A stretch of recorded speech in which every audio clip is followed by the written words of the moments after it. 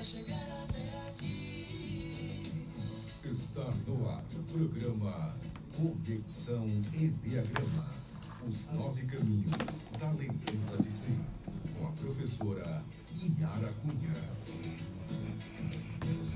Bom dia, queridíssimos ouvintes da Rádio Vibe Mundial, a rádio que toca a sua vida, e eu sempre vou dizer que ela toca a sua vida para frente, para mais vida ainda, com todos os conteúdos que a gente tem aqui, com todas as boas experiências que a gente aprende aqui. Sejam muito bem-vindos.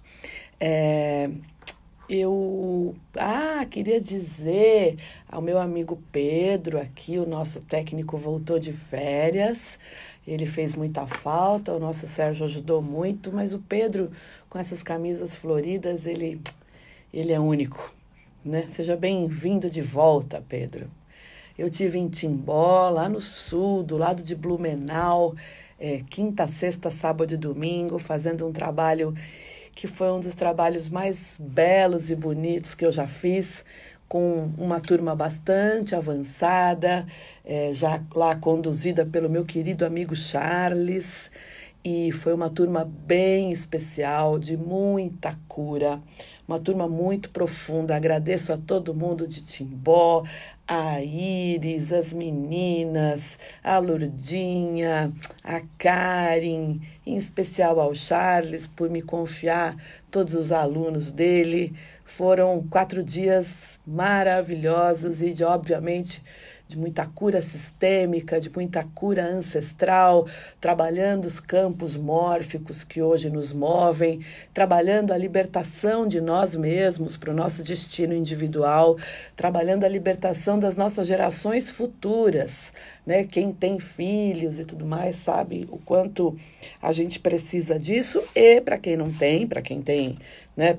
Todos nós, toda a família faz parte de um núcleo sistêmico que é muito maior. Nós fazemos parte de uma família e essa família faz parte de núcleos sistêmicos maiores.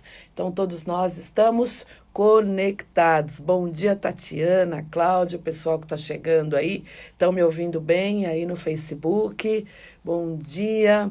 Eu vou estar em Minas Gerais, com a Tatiana Ávila, com a Li Miranda, né, mais pro finalzinho do mês. Esqueci a data aqui agora. Me avisa aí, Tatiana Ávila, qual é a data de BH, para eu falar aqui na rádio. Eu vou estar em Minas Gerais, eu vou estar no Rio de Janeiro no outro final de semana, com o Enneagrama avançado lá no Rio de Janeiro, turma cheia, tá? E vou estar também lá em Cuiabá. Esse mês tem bastante coisa para fazer e eu estou muito feliz em poder levar o Enneagrama e as novas constelações, que é um processo muito profundo para cada vez mais pessoas. E falando aqui, né, do que eu vim falar hoje, todo mundo já sabe, quem conhece o Enneagrama, sabe que a teoria dos instintos é uma teoria bastante importante para nós. E a gente sabe que a teoria dos instintos, né, ela vem da psicologia e ela amplia muito a compreensão do Enneagrama. E muito mais do que isso, a teoria dos instintos, ela amplia a compreensão sobre nós mesmos, tá?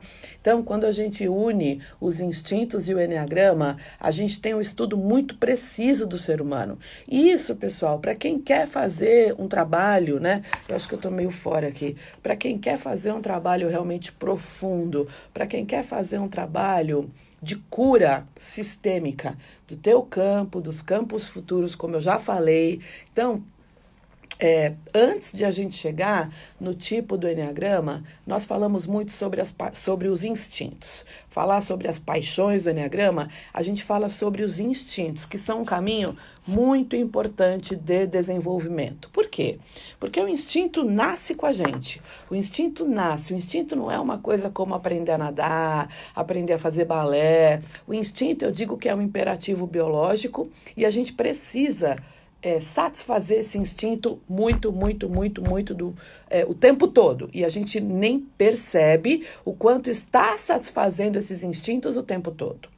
E cada vez mais, né, se você quiser entender, para você que está chegando para o Enneagrama agora, né, Eu tenho um público que já está bem avançado, e tem um público que está chegando agora do Enneagrama. O Enneagrama está crescendo muito. Eu tenho muita coisa para falar hoje, tá? Mas se você quiser conhecer mais sobre o Enneagrama, tem um vídeo meu no YouTube que é uma abordagem bem completa dos instintos, que é a porta de entrada do Enneagrama. Bom dia para todo mundo aí que está chegando. Esther, minha querida, acabei de falar aí do Sul. Muito obrigada. Belo Horizonte, vou estar lá em Minas, 22, 23 e 24 agora de novembro, num processo bastante profundo. Tati, obrigada aí pela data, tá? Obrigada para todo mundo, Josi, Alessandra, Solange, pessoal de Mato Grosso, que eu também vou estar lá no fim de semana seguinte em Cuiabá, falando do Enneagrama inicial, tá? E eu vou chegar lá onde eu quero chegar para o ano que vem. E para quem busca, para quem é terapeuta, para quem busca conhecer mais do Enneagrama, a gente vai ter muita novidade para o ano que vem. Não perca tempo. Por quê? Porque você tem toda uma sequência aí de workshops, tanto para você se desenvolver de uma forma mais profunda, quanto para você trabalhar com o Enneagrama e os instintos. E eu digo para você, trabalhar com o Enneagrama é algo que realmente traz muito resultado. Quando a gente fala, pessoal, dos instintos, eu não vou falar aqui da abordagem inicial dos instintos, porque olha lá no Facebook, mentira, no YouTube, tem vídeos aqui no Facebook Conexão Enneagrama. Se você quer estudar, não falta material. Tá? Tem muito material e o ano que vem vai ter mais ainda. Bom, eu tenho entendido e percebido, e está muito claro para mim, a importância de alguns pontos para a gente começar um processo de desenvolvimento. Claro está que quando a gente, eu vou ter que falar de pai e mãe. Quando a gente não toma pai e mãe, Yara, o que é tomar pai e mãe? Já mandei na lista de transmissão, tem vídeo meu falando sobre isso. O que é tomar pai e mãe? Não vou explicar agora porque não dá tempo. Mas quando a gente não toma pai e mãe, a gente não olha para as nossas feridas da infância, a gente não olha para a vida de fato, a gente não está na vida de fato. Enquanto a gente não resolve essas questões com pai e mãe, que são o primeiro passo para resolver ferida, tá?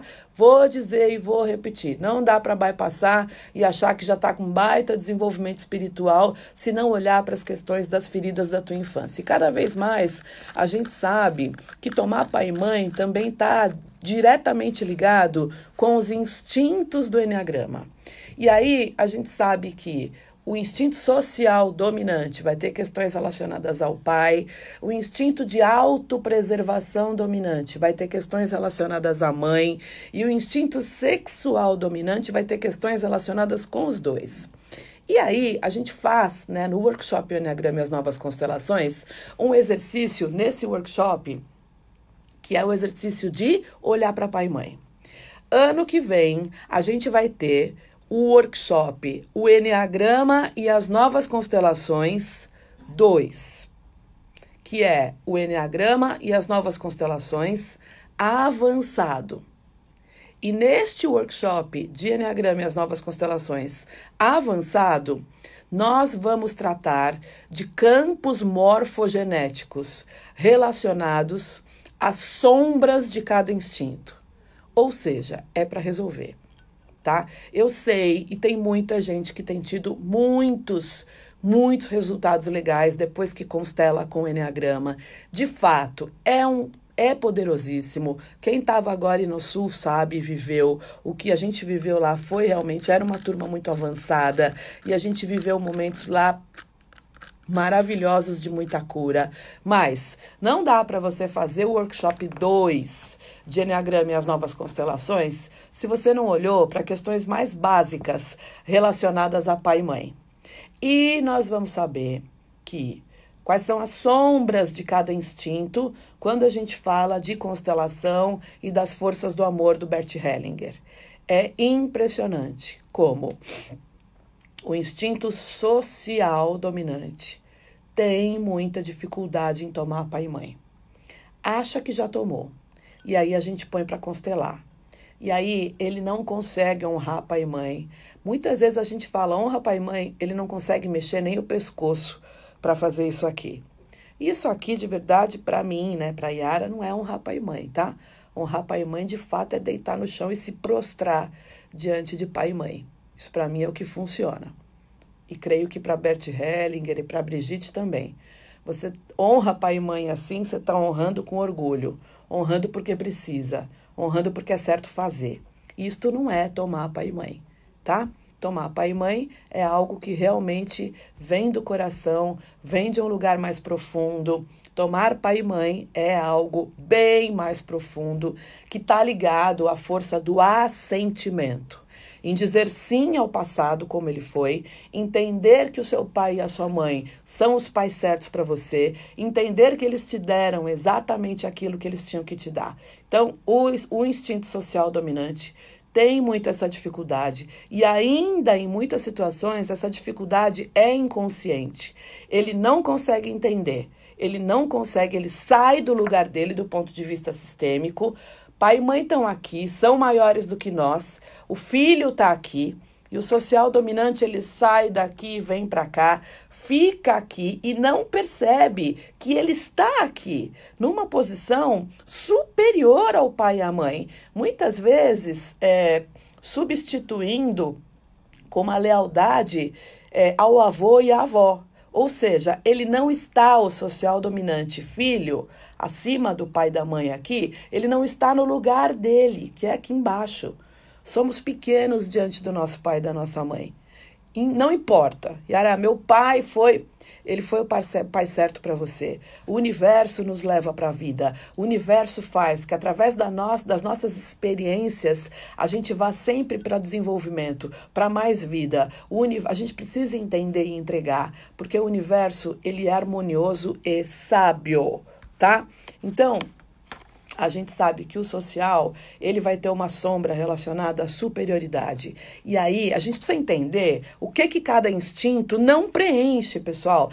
Eu não preciso dizer, porque o social dominante, ele tem equilíbrio entre o dar e o receber. Eu não preciso dizer onde está tudo bem, né? Eu preciso dizer onde é que não está tudo bem. Onde é que nas forças sistêmicas do Bert Hellinger a gente não preenche. Porque isto tira a gente da vida sistêmica, tira da abundância, tira da prosperidade, tira da vida. E o social dominante vai ter muita dificuldade. Em todos os workshops, tá? Em todos. Ele tem dificuldade, inclusive, de honrar pai e mãe. Ele não consegue, tá? E tá tudo bem, tá tudo certo. E tudo isso tem que ser acolhido com muito carinho, né? Com muita compreensão em nós mesmos. Mas é uma dificuldade. Yara, mas eu não tenho, para mim tá tudo bem. Põe para constelar. E aí você vai ver como o representante tem muita dificuldade no tomar pai e mãe, tá? Especialmente o instinto social. O instinto de autopreservação, ele tem uma sombra de individualidade, né? De pensar só nele. E aí ele vai ter uma dificuldade relacionada ao equilíbrio do dar e do receber. Por quê? Porque é sempre ele. Ele primeiro, ele vai ter muita facilidade em receber, mas ele vai ter um pouco mais de dificuldade de doar. E é assim, né, gente? Eu aprendi, já nem sei mais, acho que foi com Sheikh Ahmad Shakir. Isso foi mesmo. Eu vou falar duas coisas sobre a força do dar e do receber. O Sheikh Ahmad Shakir fala o seguinte, ele fala, olha, se você quer entender e saber mais sobre o teu nível de consciência, se ele está subindo ou descendo, se você está de fato nos teus trabalhos pessoais, na tua vida, melhorando o teu nível de consciência, verifique qual é o seu nível de compaixão e se o teu nível de compaixão está aumentando, melhorando ou não. Hoje de manhã eu estava falando com o Ricardo, meu amigo, né, meu irmão, e aí ele falou assim, antes essas coisas não me incomodavam, né? As questões mais sociais não me incomodavam e agora incomodam. Então, a compaixão pelo outro começa a aumentar. E isso começa a incomodar, isso também começa a doer. Então, talvez alguém ainda não sinta isso, né? Isso tem a ver no sufismo com abertura do coração. Então, eu gosto muito quando o Sheik fala sobre o nível de compaixão, e eu concordo inteiramente, porque aí, quando o teu nível, isso para todos os tipos e para todos os instintos, né? A gente entende que quando a gente está fazendo um trabalho de fato coeso, um trabalho sério de desenvolvimento, ou para você que é terapeuta e que é constelador, o nível de compaixão começa a aumentar. A gente começa a perceber muito mais os problemas dos outros, os problemas sociais. E isso, para quem é autopreservação dominante, é bastante curador. O equilíbrio entre o dar e o receber. Segunda coisa que eu quero falar sobre o dar e o receber é um exercício que o sufismo ensina, né? Pega algumas moedas e bota no bolso e sai na rua e a primeira pessoa que pedir alguma coisa para você, ou alguém que vier vender uma bala, tira essas moedas, esse trocado do bolso e dê para alguém. Alguém que você não conheça, alguém que teoricamente não faz parte do teu sistema familiar, alguém por quem você não tem amor. Esse é o sentido do dar e receber de uma forma que é abrangente. Esse é o sentido da verdadeira compaixão desinteressada. É fácil a gente ajudar quem a gente ama. É fácil a gente ajudar, é um pouco mais fácil a gente ajudar quem faz parte do nosso sistema. Mas para mim, Yara, a verdadeira compaixão e o verdadeiro desapego está muito em ajudar quem eu nunca vi na minha vida. E talvez eu não veja de novo, eu não veja nunca mais. E aí, quando você dá esse trocado para alguém, quando você dá essa ajuda para alguém, sente o que acontece no teu coração. Faça este exercício sobre isso, tá? E aí a gente fala muito do instinto de autopreservação dominante, deste equilíbrio entre o dar e o receber, certo? Então, para quem está chegando agora, bastante gente chegando agora, obrigada por estarem aqui me ouvindo. Oi, Denise, tudo bem, querida? Que saudade de você. Ouçam desde o início, porque eu já estou aqui avançando para falar do instinto sexual e entender que o instinto sexual dominante, ele está ligado a campos sistêmicos de raiva. Ele tem a agressividade como sombra, né? Eu não estou falando aqui da abordagem de instintos inicial. De novo, para quem não conhece, vai lá ver no meu canal do YouTube, Conexão Eneagrama, tem um vídeo de instintos completo, inclusive com a abordagem sistêmica. Assiste, curte lá esse vídeo, tá? Para que eu possa ter forças para colocar sempre mais conteúdo lá. E a gente fala do instinto sexual dominante, da sombra dele de agressividade. E posso dizer para vocês, né? Ninguém é santo. Eu sempre digo, nós estamos num processo de despertar. Cada vez mais estamos despertando. Que bom que cada vez mais pessoas estão despertando para a sua própria essência, que está lá conscientemente, pacientemente, né? Esperando por nós, saindo do ego e esperando por nós. A gente teve um workshop agora lá no Sul, muitos acessos à nossa essência, muitos acessos maravilhosos e que são curadores. Isso não significa que a gente está iluminado, tá, pessoal? Desconfiem de pessoas que falam que estão iluminadas, que são mestres, né? Mestres têm um outro patamar, eles já não têm mais ego. E eu sempre vou repetir que, para mim, desenvolvimento espiritual é estar no aqui e no agora. Não é dizer, eu vejo, eu acesso, eu faço, eu aconteço. Muito disso é imaginação. As pessoas que têm acessos espirituais muito altos, elas já estão bem mais fora do ego. O ego nelas já tem uma ação, uma importância muito menor, tá? Então, para mim, a espiritualidade que tem a ver com a descoberta da nossa virtude do Eneagrama, que tem a ver com a descoberta do nosso atributo divino que Deus colocou em nós quando nos mandou aqui, atributo divino ao qual Deus está conectado a nós todos, né? Gosto muito da fala do Sheik Ahmad Shakir, e eu sempre vou repetir aqui, nós precisamos do ego para chegar até a essência. E precisamos da essência para chegar até Deus. O caminho do ego é o caminho para a nossa essência. E o caminho da essência é o caminho que vai até Deus. E aí, a gente fala, então, que não dá para pular etapa no desenvolvimento profundo. De novo, Eneagrama e as constelações Nós vamos tratar pai e mãe. Não dá. Tá? Do ponto de vista do social, que sai do lugar dele, que entra num lugar de superioridade, nas constelações ele não consegue honrar pai e mãe, isto é verídico e tem acontecido muito.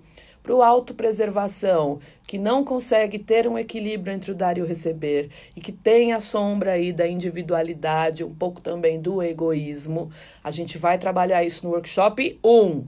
Sexual dominante, sombra de agressividade, né, ligado a campos sistêmicos de raiva. Trabalhamos esses campos sistêmicos para ele parar de culpar pai e mãe de tudo. Workshop 1. O ano que vem teremos o workshop, o Enneagrama e as novas constelações 2, avançado. Não pode participar do 2 se não fez o 1. Então corre. No 2 nós vamos trabalhar os campos sistêmicos, entendendo que já fizemos movimentos importantes e profundos em relação a pai e mãe e as 3 forças do amor. No workshop 1. No workshop 2, nós vamos trabalhar os campos sistêmicos relacionados ao autopreservação, que tem a ver com fome, com escassez, com a falta, né, com tudo aquilo que faltou, tem a ver com possibilidade de morte pela falta de energia. Nós vamos trabalhar no campo social, campos morfológicos relacionados às grandes guerras, a genocídios, a matanças, a tudo aquilo que envolve o sexual. E o social, social, tá? Guerras, matança. E no sexual, nós vamos trabalhar os abusos. Nós vamos trabalhar todas as lembranças sistêmicas, as heranças sistêmicas relacionadas a abuso social, abuso sexual, a todos os abusos. No workshop 2, que vai ter ano que vem. Dá para fazer o 2 sem fazer o 1? Não. Por quê? Porque tem questões básicas no Enneagrama e as constelações 1 que você precisa olhar. Se não olhar, não dá para migrar para o 2. É uma evolução, tá? No 1, nós olhamos tudo isso que eu já falei para vocês. No 2, nós vamos olhar para os campos sistêmicos que trazem a herança ancestral. Gravei 2 programas aí falando de campos morfogenéticos que estão aí na página do Face Conexão Enneagrama, tá?